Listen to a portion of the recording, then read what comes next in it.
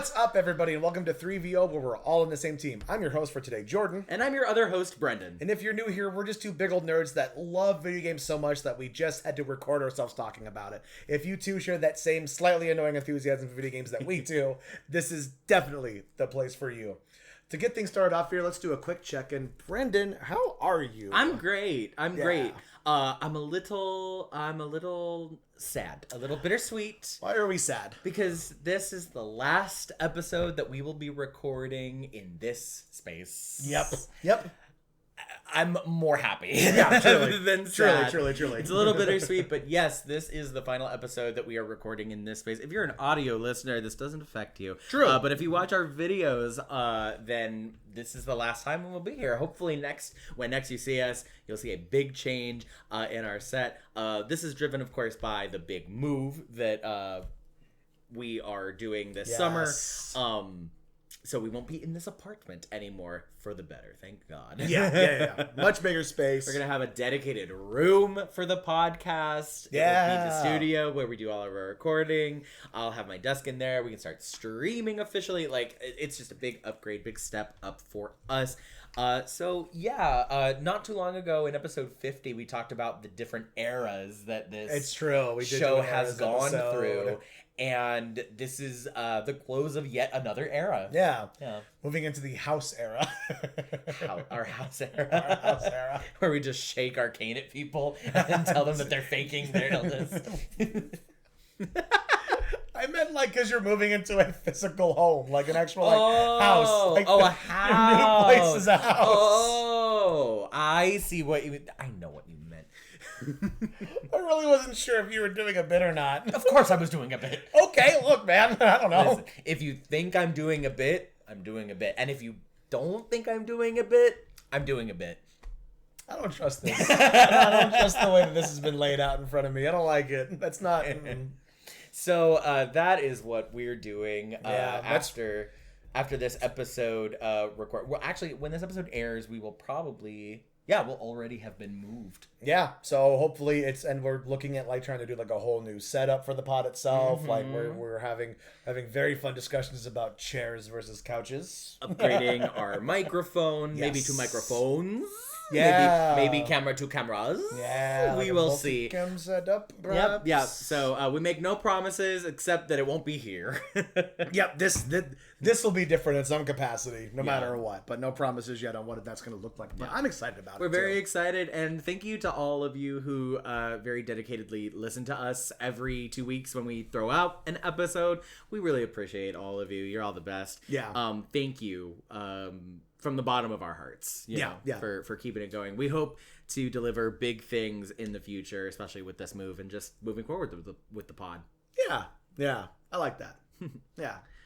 Well, now that all the pleasantries are out of the way, we're going to... Brendan, do you hear that? Something in the vents. Vents? No, wait, it's outside the window. No, wait a minute. It's right behind you! That's exactly the kind of vibe you are permanently set in the survival horror game Dead Space. That's right. Apparently, I haven't done this episode yet, which is crazy with how much I talk about this game. Yeah. So to get into it immediately, Dead Space is a survival horror franchise created by Visceral Games and distributed through EA. Originally created by Glenn Schofield, the game follows Isaac Clarke as he is sent off with the crew responding to a distress beacon on a rescue and repair mission for the Planet Cracker class vessel, the USG Ishimura. This will all make sense in a little bit, I promise. But after arriving on the ship and finding the vessel in extreme disrepair and the crew either dead or turned into necrotic monsters, Isaac must learn to adapt and put his skills as an engineer to the test in order to survive. Now, Brendan, I know you have not played Dead Space. And that's not a dig. That's just me stating a fact. Yeah. But have you been able to pick up anything by osmosis by hearing me yap about it so much over the years? Yeah. I do talk about this game a lot. Yeah. And I know that there's got to be good reason for it. I mean, it's one of the more popular survival horror type games. Very, very much so. With a sci-fi alien sort of skin on it. So I'm sure that I would enjoy it. And if you recall, we did actually play it a bit together a long time ago. There's some footage that didn't see the light of day where we were trying to do like a live play. Remember? I played a little bit. You did? Yeah. Really? Back in the old apartment.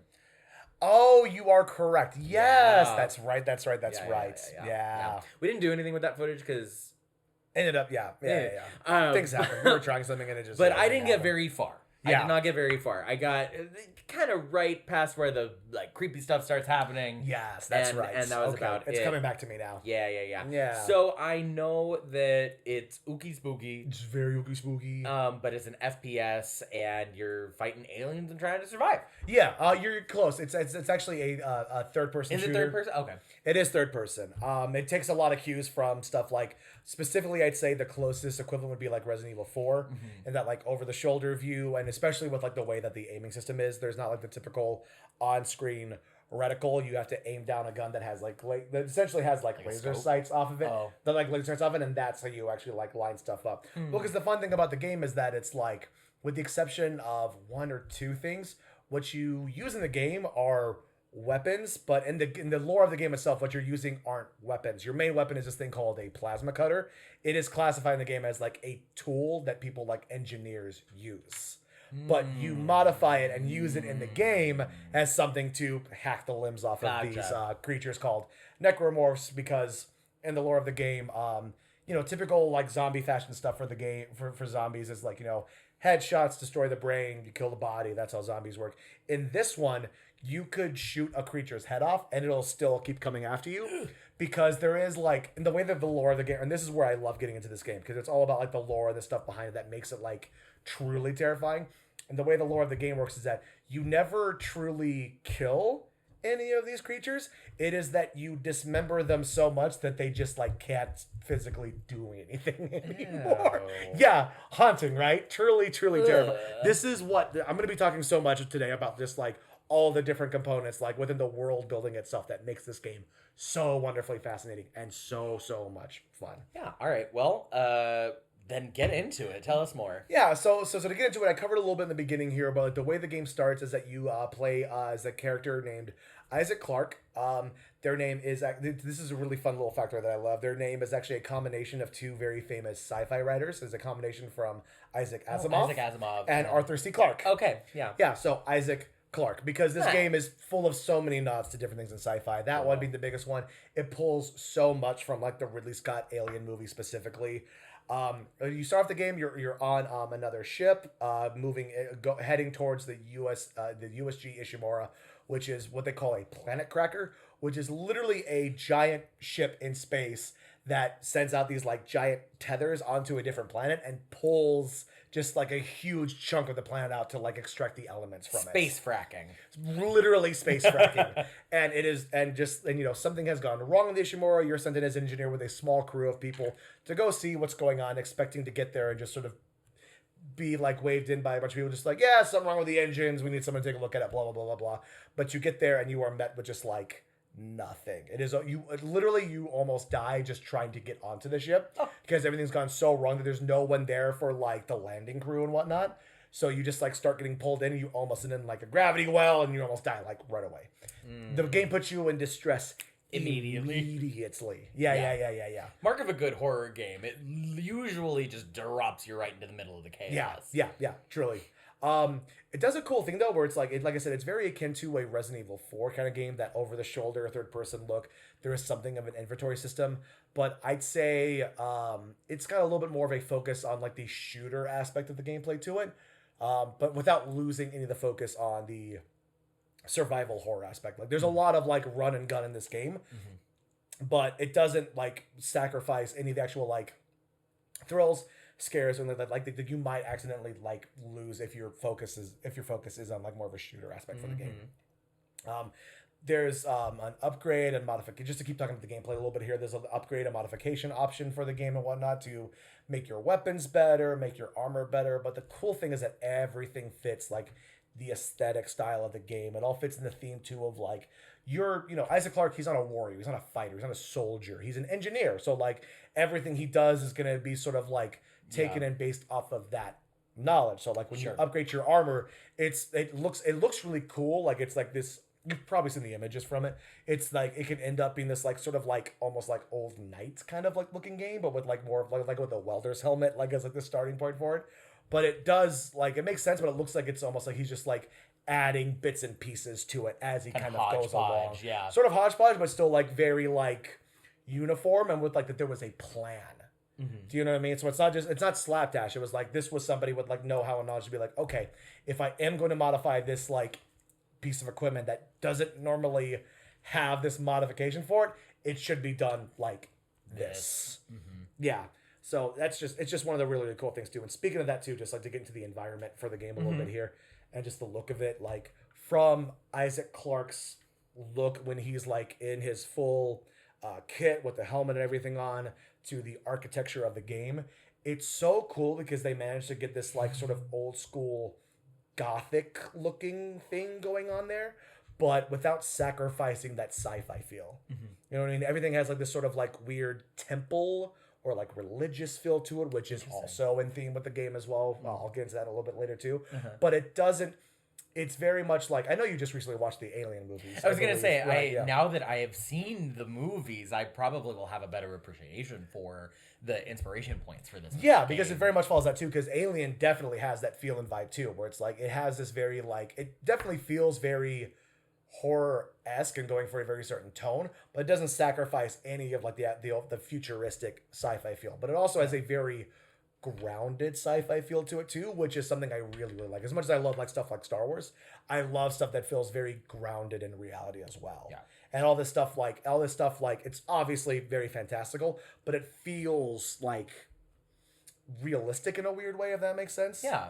Realistically unrealistic is kind of the term that I like to throw around Gotcha. for it. So what are some of the environments in this game? Are you relegated to this ship the entire time, or 90% of the time you are on the ship, the Ishimori, yes. okay? But that doesn't mean you're limited to like a certain kind of environment, because the idea behind it is that this is a place where people are going to be living long term. We're talking years and years and years and years and years out in space. So it has to be livable, which means that like, you know, from the docking point that you get to, which is all very just like starts off very structured, but then literally goes into like a lobby area for people clearly coming onto the ship for the first time and whatnot. There's, you know, the underground engineering area. How? Keep talking. How did that happen? One of our lights decided to change on us. Don't worry about it. We're doing fine. I think we're good now. Keep going. Just keep Yeah, talking. I'm just gonna keep talking. But from going from that and like the underground area, like or like the lower ship area, of it, like with the engineering and whatnot, where it's all like gear works and mechanics and like very just like structured and whatnot.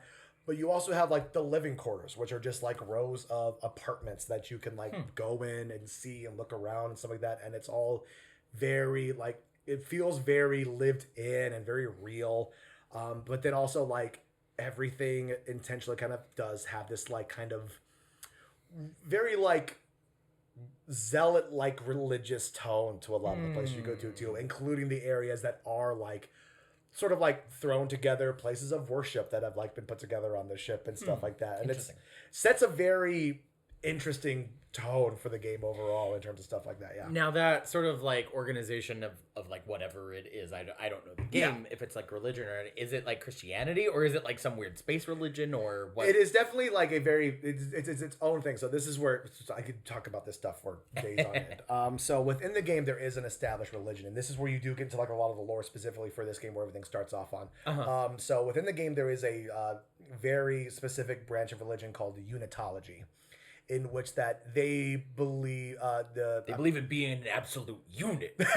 It's just a bunch of Jack Jim Bros. Yeah, it's all it is. Unitology. Yeah, get into it. No, it's kind of hard to get. It's not hard, but like it's a little hard to get into the specifics of it. But basically, so to kind of round it about, and this goes into the game itself. There are these things that exist in the galaxy that are called markers, and the people who believe in unitology believe that these are sort of things left behind by, I believe, left behind from like an ancient alien race that are to help us ascend into another level of evolution. The Protheans. Not the Protheans. Yeah. Kind of similar though, and it's an Yeah. EA title, so it's like, you know, Yeah. it was one of those things where I was just like, there's a weird like unintentional trilogy of like different franchises who all deal with ancient alien civilizations, leaving stuff for us behind that's like either that we think is there to help us, but actually turns out is there to kill us, and it's like it's a Halo, Mass Effect, and Dead Space. That's so funny. But they believe these things are like another level to like evolution or like to help us ascend to like a higher plane of existence and whatnot. Within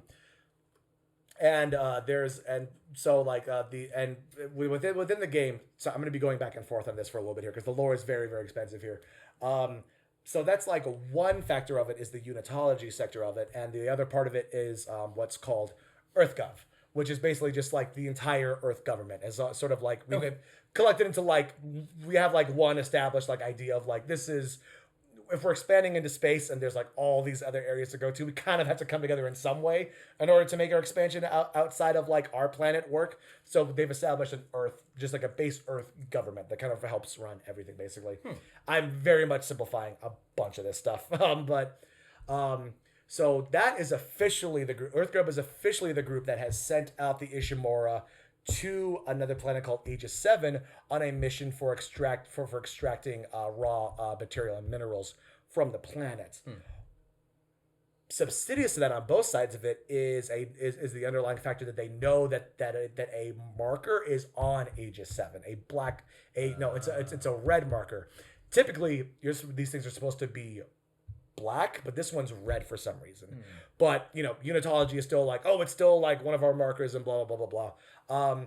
The sort of insidious underside of it is that under this plot that they're just like going there to extract minerals from it and whatnot, both the unitologists and EarthGov have agents on the Ishimura to extract the marker specifically because the unitologists believe it is this like religious symbol and this helps for ascension and blah blah blah. EarthGov recognizes that these markers do have what is happening. I'm so sorry. Don't be distracted by the light. Well, when you look up like this, I'm sorry. I'm gonna get a little distracted. distracted. Why it's doing this. Oh god. But EarthGov recognizes this thing does have some actual like raw power and potential to it, and they want to use it for their own gains and abilities and whatnot. They want to bring it back to Earth for like research and study to be able to use it for something else, while the unitologists want to claim it for their own like religious purposes and whatnot. Sort of like the overall vibe of the game. And you, as Isaac Clarke, are sort of just like stuck in the middle between these two like power struggles between the government and this like religious extremist faction. Is sort of what the overall, but like all three of the main title games are about. Interesting. So then, why don't you dive into some of the like characters that we meet, the cast of the game? What I love about this too is that it's a very limited cast. It's a smaller like group of people you're kind of focused on right now. So you obviously have Isaac Clarke, your main guy. Yeah. And then you show up with a larger crew. There's a few more people involved, but a lot of them get killed immediately once you get onto the Ishimura. The main people that you are working with is going to be your head of security, Mr. Zach Hammond, and a computer tech named Kendra Daniels. These are going to be your two main points of like getting like information about things that are happening elsewhere on the ship. They're also like because you are alone throughout the entire game. Isaac Clarke does not ever like run around with somebody else. You never have any assistance in the game. The game always finds reasons to keep you all separated or to send you off away from the other two, which helps with the isolation feeling and whatnot. But it also creates this great disconnect between the other two because one of the things that keeps happening throughout the game is that both Hammond, the security guy, and Daniels, the computer tech, are constantly kind of like trying to convince Isaac that they shouldn't trust the other one because it was like spoilers are ahead. You find out that Hammond is kind of a innocent bystander in this. He was just a security guy who was sent out on this mission. Kendra Daniels, you find out, is an agent from EarthGov who was sent in to make sure that the marker got back to Earth safely outside of the unitologist's hands, and that nobody was left alive on the Ishimura to be able to say what happened back on Earth. So she was also sent there to be like, hey, any survivors, fucking kill them and get the marker back. That was her goal, and that was her mission originally going onto the ship too. Okay. But she spends the whole game in your ear being like, Hammond's being fishy. Why isn't Hammond talking about this? Hammond didn't know about the marker? That's crazy. How could he not know about this? He's part of EarthGov. How can he not know about this stuff? Like, da-da-da-da. And and the game does a good job of like doing like a quick like reversal on you too. The other character that is involved in the game too, which is, it's so interesting how this one plays out too, is your Isaac Clarke's character, Nicole. Who has been stationed on the Ishimura for a long, long time. You two have been separated for, I think it's been like it's been like 7 or 8 months or something like that at this point since the last time you actually saw her. But she's been on the ship, so like part of the reason why that Isaac took the mission to go on there was to be like, I would like to go check in on my girlfriend, please, and make sure that she's doing okay. You know, Planet Cracker shuts down in the middle of fucking space. Yeah, kind of. Yeah. With a bunch of religious crazies on it. Like, I want to go make sure she's doing all right. Yeah. So that's part of it too, is that you're going on there to go and see her. And she is involved in the game after you get on the ship. Asterisks. Because huge fucking... I debate if I want to mention this because I want you to play the game because it's really cool and really, really fun. Okay. There's a really, really cool thing that happens with Nicole, and I don't know if I want to like. I don't. Yeah, I think I'm gonna keep that one to myself on this one actually. All right. Okay, There's still plenty of stuff for me to talk about. Don't worry, I'll still be able to get into it. Trust me. So then, do we have antagonists in this game? It sounds like this Daniels character might be. Daniels is definitely an antagonist, but she's a very interesting, different one because she's like kind of always in the background. But one of the things I do love about the game too was that it takes like there was the roundabout way to explain what I mean here, but I was a big fan of the Walking Dead comic book series for a long time. Okay. And there was a great forward to one of the books that was written by the actor Simon Pegg, who famously was involved in the Shaun of the Dead movie. He's a huge zombie fan.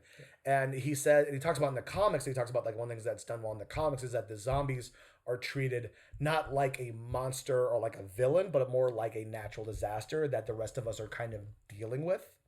If that makes sense, is that it's like zombies exist, we have to just put up with it. Like that's kind of the end day thing, and that's like eventually they come. We will have to deal with it at some point. But it's the other living people. It's the humans. These different factions of humans. Those are our real villains we got to deal with here. Dead Space very, very much takes that cue very, very similarly in that it's like what they're called are necromorphs, and so to get into that a little bit too. Yeah. They're like zombie alien gross things. Yes, it is like this game takes their cues from Alien, also John Carpenter's The Thing. Because what happens with the necromorphs is that the marker activates this like weird part of our ancient DNA that can cause that sort of like spawns a transformation that happens in us.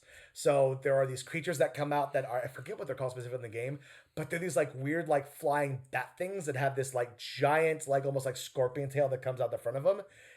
What happens is that these things climb on top of you, stab you with that thing in your forehead, effectively kills you, or but the thing is they also do this to dead bodies too, which is a big problem.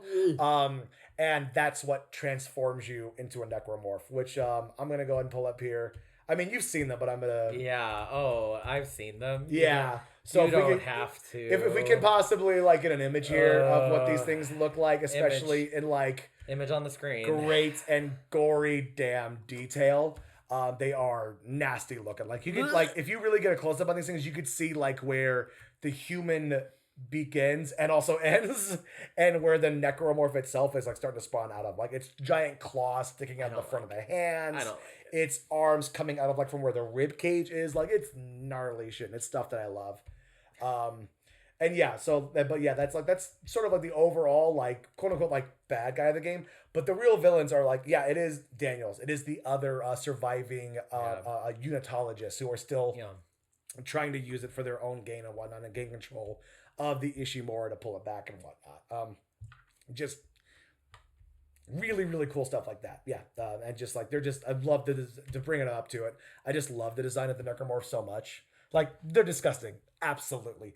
But they're so thought out and such a good example of mostly like show, don't tell. Like an example to use with the necromorphs is that there's these things that you encounter that like the only way to describe them is that like they are little, like they're literally like little like babies. Like they're actually in the lore of the game, they're babies. They're like actual babies that got infected and turn these things that like crawl around the ground, but they also have like these like 6 like tentacle things with spikes that could launch little things at you. Yeah, utterly horrifying, right? Ugh. Utterly Harrowing. horrifying. And it's one of those things like a developer for the game was talking about in an interview where he said just kind of like, if we had somebody come out in the game and say like, my God, they've infected the babies, it sound goofy and silly. But letting the player like see it and realize it and look at it and go like, oh, that's what it is. Yeah, it's icky and gross and yucky and da da da da da. Yeah. It's so yeah. But that's, I mean, like, this is the tone the game invites, though. Right. And it's like, I want you to go, oh, that's awful. Yeah. Kind of want to grosses you out in a way. Yeah. Oh, not in a way. It definitely grosses you out. It's one of those games I love because, like, I've spent a lot of time just, like, looking at the details for it. And every time I look, I'm just like, it gets grosser every time I look at this somehow. Yeah. Every single time this somehow gets so much nastier. So, do you find out more about, like, all of the things kind of at play here? It's not just fighting through a bunch of zombie aliens through the whole game, I imagine. No, for a big part of it, there is like the game does a good job in the storytelling part of it, where it's like the main goal for Isaac. He's like, I want to get all of us and my girlfriend off this ship and back home safely. Like the big thing is that especially in the remake one, is that Isaac couldn't give a shit about this infighting between Unitology and Earth government. He's like, that's not my problem. I have a job to do. I just want to get my girlfriend and fucking go home, please. And so like the information given to him is he's sort of like, I don't want to hear about this. Leave me alone. So it's like you do get to learn about it, but like in a way that's like intentionally leaving the player in the dark because your main character is like, I don't want to hear it. Leave me alone. I'm not in the middle of this shit. Stop telling me more details. I don't want to know. Right. I'm not involved. I just want to get the hell out of here. Right. Because it's like he's a reluctant hero, like the definition of a reluctant hero. Sure. Where it's like he's very like he's not a coward. He's not running and hiding everywhere. Right. And he's not like trying to like get out of like doing things. Like he's often the first one to volunteer to be like, I'll be the one that literally goes into space to blow up asteroids because on top of everything else we have asteroids colliding into the fucking ship while we're dealing with this shit Right, too. because we don't have enough. We don't have enough problems too. But like he's also just kind of like, I am not here to try to fix all of this other stuff too. I'm literally here just to fix this and get the hell out of here. Leave me alone, please. But I ultimately ends up like almost becoming a victim in the middle of all this too. He's just like trying to like live his own fucking life. That's kind of a funny stance too in a game like this, because I imagine everybody's like kind of approaching him as like, you're the one that will restore balance to the, and he's like, no, no. Game 2 literally follows that exactly. Is that like he's being pulled in 2 different directions by both EarthGov and the Unitologist. Because now, because in Game 2 it's like he now has the knowledge of the marker kind of forced into him by his interactions with it, so he can create a new one. Is part of what happens in 2. Whoa. So now Unitology is like, well, you're just like a messiah basically, so we have to keep you around. Right. Well, Earth government is like, you literally have secret knowledge, we have to kill you. Like it's sort of like That's crazy. Yeah, 2 is one of my favorite games of all fucking time. One is as well, but like 2 was just like definition of chef's kiss of a fucking game.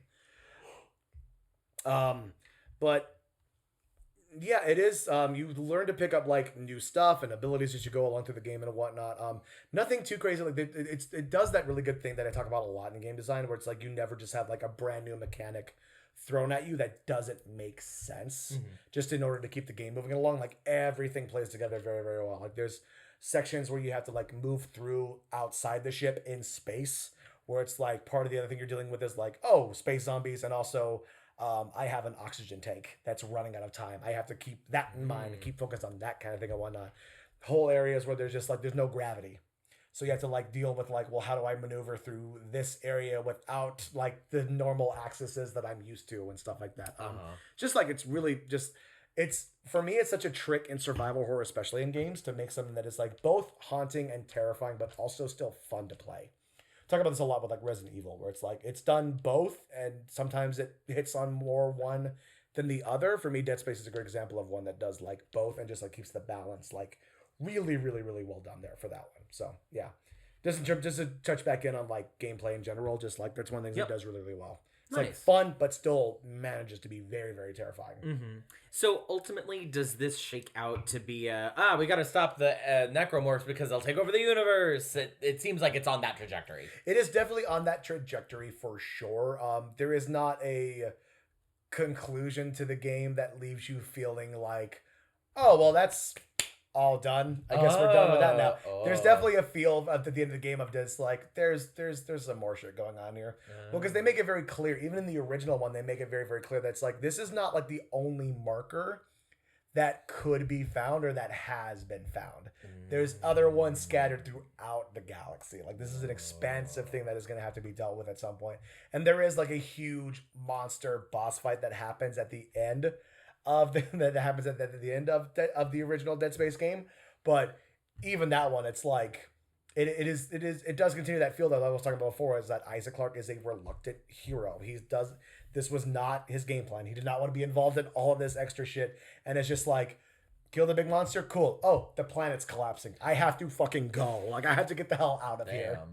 Just a fun thing, too, the game does. Like I said, like 90% of the game is on the Ishimura, but then you actually have to go down to Aegis 7, where the marker originally was, because there's a whole thing where it's like, well, if we just put it back...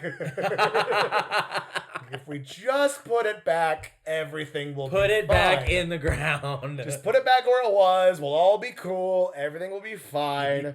And then you try that, and it turns out that also doesn't work. Because like shit's already been activated, and now just like we're here, the galaxy's gonna have to deal with it. This is kind of where we're at now. Oh boy.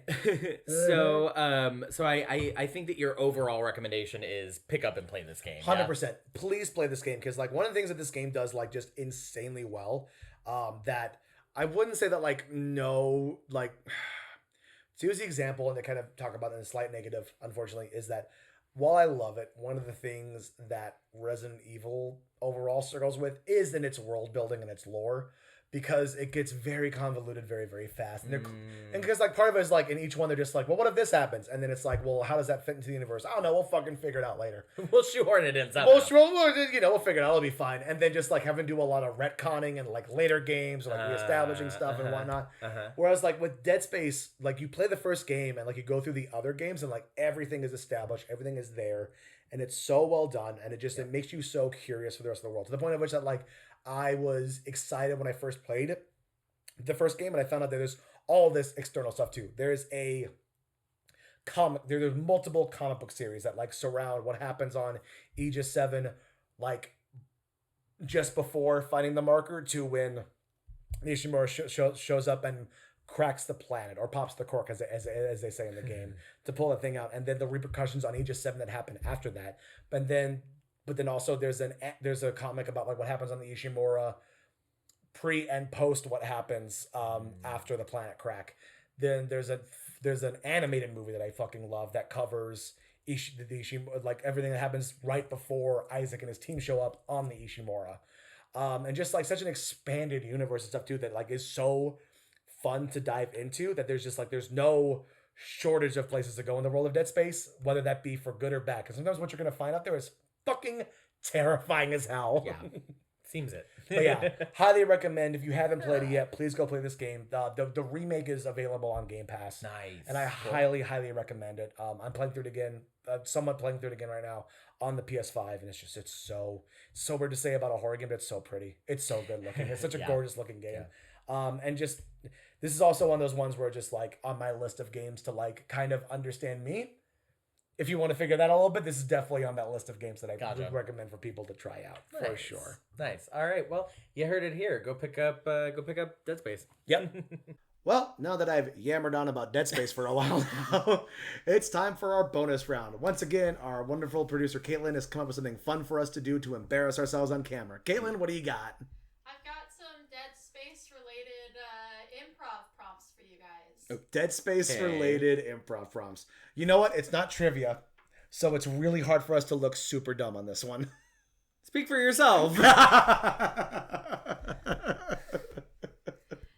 Brendan's going to do so well with his massive knowledge. He's going to do great. Mm-hmm. Hey, if anything, you are nothing if not a great improviser. I've seen it. I know it. So if anything, I know you know how to BS your way through a situation. So Yes, I do. Yep. Yep. All right, Okay. here's your first one.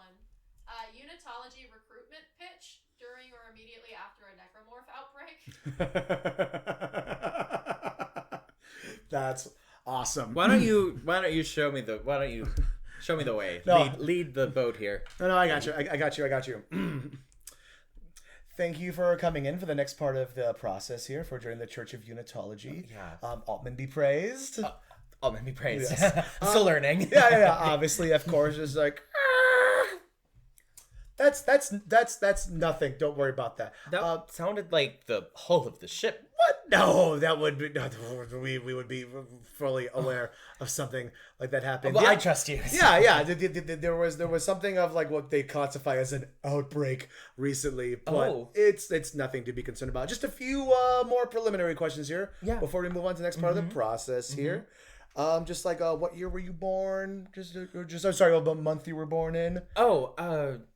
There's something like alignment stuff that just helps out here for things like June. that. June, perfect. Yeah. June is great. That's a good month there. Blood type, if you don't mind. You need my blood type. Yeah, just all standard practical things and whatnot. Isn't this? I mean, this is more for religion. That sounds kind of medical. I mean, Well, you do this is the religion of unitology here. We mix science and religion all into one. I wasn't quite aware of that, but B plus, B plus, got it, excellent. B positive. I Be suppose. positive. Yeah. I understood what you meant. You're all good here. Wasn't prepared for medical questions. What is your reaction to the smell of decay and dead flesh? Is that going to be coming up a lot in this religion? That does actually prompt the next question. What do you consider to be a lot? Any amount more than none at all would be a lot of death and decay. More than none at all. Am I going to be? I think this has been good. I've figured out a lot, but I don't know if this is for me. It just seems like. Was that the trap door? It was more the doors locking. Oh. Sorry, I didn't know what was happening. You're fine. Love it. Okay, two more. Every religion asks about the dead smell of flesh, right? That's not just me. Yeah, That's absolutely. crazy. Okay, That worked out really well because That you was were great. I got to be leading, the expert on it. and That I got was to be perfect. the That was other. perfect. That was perfect. I will be the dumb man in the scene. all right. Marker Project press conference. Marker Project press conference. Oh my god. All right. So you are the person getting interviewed. I will throw you questions. Yeah. 'Cause otherwise, this will not work. Perfect. All right. Got So it. are you from EarthGov or the other faction? This one should definitely be from This should be EarthGov, EarthGov because the last one was EarthGov. more. Okay. All right, everybody, take a seat. Let's all relax here. Let's keep this brief. Let's keep the questions rolling here. All right. Yes, you in the front. Yes, row right there. Brandy Rollins, Earth Daily. Sir, what can you tell us about the Marker Project? Marker Project currently still moving forward as expected. Had a few hiccups here or there. Nothing out of the ordinary here and whatnot, despite some of the rumors some of you may have heard. Yes, can you speak about the things that things are not going as normally as you are claiming? Okay, so Things very out of the ordinary. yeah, so there's been a little bit of an issue with, let's say, an inexplicable amount of reported deaths on the projects. But all these things, great steps forward, have great risks. As, it's a while back since, but as the great Neil Armstrong once said, one small step for man, one giant leap over some dead bodies. Yes, Next, up front over. I'm sorry, I still have questions. We're gonna move on. Yes, you next over here on the other side of the room. Yes, Sally Simmons from the Daily Planet. You kind of like the first guy with a wig on. Yeah, can you speak to the reports of all those deaths? Because a lot of people are upset back on Earth. A lot of people are hearing that their family members are no more. Oh, okay. First of all, Sally Simmons from the Daily Planet. Great. You just established that this universe and the DC universe are all in one, so that's fun. Okay. So you guys are really focusing on the dead body part of this whole thing, and I would really, really like to really reshift the focus onto the fact that we found this really, really cool rock thing that can do some really, really cool stuff. Does it bring people back from the dead as horrible monstrosities? Who's to say? Now, can you speak to the environmental impact that fracking this whole planet is going to have in this galaxy? That's going to be in the press conference. I'll see you. Thank you. Excellent. Dead bodies he can totally handle, but as soon as But it's the talking about fracking. fracking, He's got to bounce. Exactly. Some things never change. That was a perfect out for me. Thank you. Yeah. I was like, what's the button for this? Oh, the fracking, Yeah. obviously. That's the real issue here. Yeah. You set me up for space zombies. I wasn't ready for fracking questions. All right, I have one that I think is one person, Jordan specific. Okay. And then I have two more that can be both. Okay. Okay. Okay. I think, where are we at? We can get them quickly. Okay. Yeah. All right. Just be don't worry about being rude. Cut me I think off we when should do you're like I'm one. I'm done, thinking we should do like- one more. So if you have a good one, I think we should do that one. I can do the one that's like you think is just for me, and then we do one more that's both of us. Okay. I think. would be Okay, good. alright. Yeah, let's do it that way. Then I'll give you. Okay. Yeah. Yeah, do Jordan. This one should be quick. USG Ishimura Yelp review. I feel like we could rattle off a bunch of those. Yeah, honestly, yeah, we could probably just back and forth on that one. Yeah, Just all the different Yelp reviews. Can we just like quick back and forth? Yeah, on this one yeah, a little yeah, bit, yeah. a little Yeah, bit here. I like that one a Yeah. lot. Okay. Go ahead. Yeah, Go ahead. yeah. 1 star. Way more murder and death than I thought there was going to be. 5 stars. Went with my wife and now I can't find her.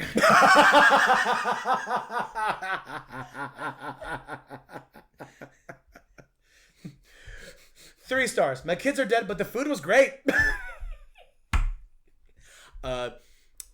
2 stars. Kind of weird vibes on the ship, but got recruited into a cool new religion. This is from the guy from the Yeah. Specifically from Unitology Fan 101. 5 stars. Everything is fine. That's exactly what I was about to do. I was about to do that. Yep. Oh. Okay. I got one more actually. If I Go could just for it, do, go for it, go for it, I go could for just it. do one more. Yeah. Necromore 420. I hated that. Great. Beautiful. Okay, last one. Yeah, let's do it. I'm glad you were able to also. Yes, I helped. That was great. I helped. Okay, our last one is Necromorph HR. Wait a minute. I need a second to wrap my head around that concept. Okay, I got this. You got this? I got this. Okay, I'm going with you. Oh no, then. you're in the scene with me. Don't. Oh no, I'm here. I'm you're here. I'm not- here. I'm you're- here. Okay. No, you're captaining the ship. I'm just along for the ride. All right. So, thank you for coming in for your annual review. Let me just pull you up here. Okay. Necromorph number AJ524. I see here in your self-review you've reported that you've been doing yes, you've been exceeding expectations when it comes to killing and maiming. Would you like to speak on that? Yeah, I feel it's really a passion of mine. It feels really good. I really enjoy just like taking humans, ripping them apart, and watching them come back together in new, fun, and interesting ways. Speaking of which, a whole new mutation, isn't that fun? Oh, your work speaks for itself. You know? Now, for areas that you're looking to improve upon, I see here that you're working on your guttural roars and such. Yeah, so I feel like I have, there's just like, there's something to, I'm around these other necromorphs and they sound utterly terrifying. Yes. That's the way they sound. And I feel like I don't quite have like the same. I know who you're thinking punch that of. they do. Steve. He's such a... He's so good. He's really got it. Like he just has to crawl through the vents, make a couple noises, and he just like invokes like such fear. You know what I mean? Yeah, no, that's why he's our employee of the month all the time. I know. Last 3 in a row. It's fine. Now, have you ever thought of apprenticing under Steve? Have you approached him at all? See, you can't get help if you don't ask for it. Look, Steve's a good guy. Oh. He's a good, and this can this be kind of like off the record? Everything you say is going to be kept in strictest confidence. Okay. He's just not the easiest to get along with. That's upsetting to hear. I'll make a note of Well, that. I was told off the record here. Oh, but I was can told- speak to him off the record. But but the point is that I don't want you to talk to him. No, but if employees are having issues with another employee, that's right, but I understand this. But I thought we were talking in confidence here. I don't want this. I won't getting... say anything. All right. Nothing will ever get any better, but okay. Good job, you That was so dumb. Steve, of course. Obviously, I know. I gave you Steve. this convoluted number name, and then we have Steve. And we got fucking Steve. That's how good he is. Yeah, he got a real name. Yeah. Hear your character's attempt at a guttural roar. There is a very specific sound to the way the necromorphs do. It is like a literally guttural roar. Let me hold on. Try to Find it. Yeah, I'm Center. looking for it. It really is like I'm trying to be like, where is it at in the throat?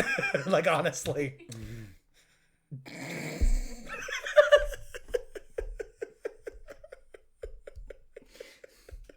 Go on. And that's all the time we have for today.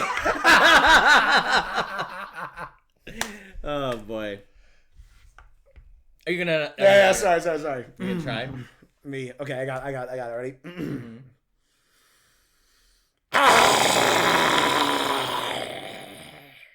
That was pretty good. Yeah. That was pretty good. Nice. I'd hire you. Okay, thanks.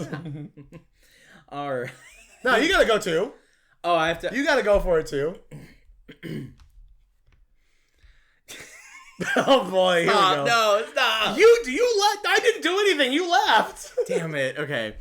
No, I'm gonna find it. I'm just worried that I'm gonna go for it. It's gonna be like, like no good at all. You've got this. I believe in you. I God. have full trust in you. You You sound got like a this. dying goat or something. All right.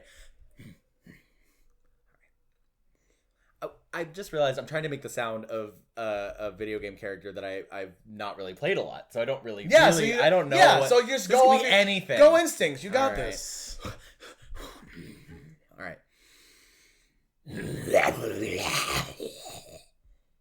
Whoa. That's pretty damn good. Was it? That's pretty I good. felt a little Tasmanian devil in there. That's not the Felt wrong the wrong vibe. vibe. Can I get just Ugh. one more? I want to use one more and then we're going to wrap it Oh up. boy. here. I Okay. got one. I It's got a very entirely different bonus round now. Yeah, I just got one more in the pocket. I want to throw All it right, in let's real go. quick. Alrighty.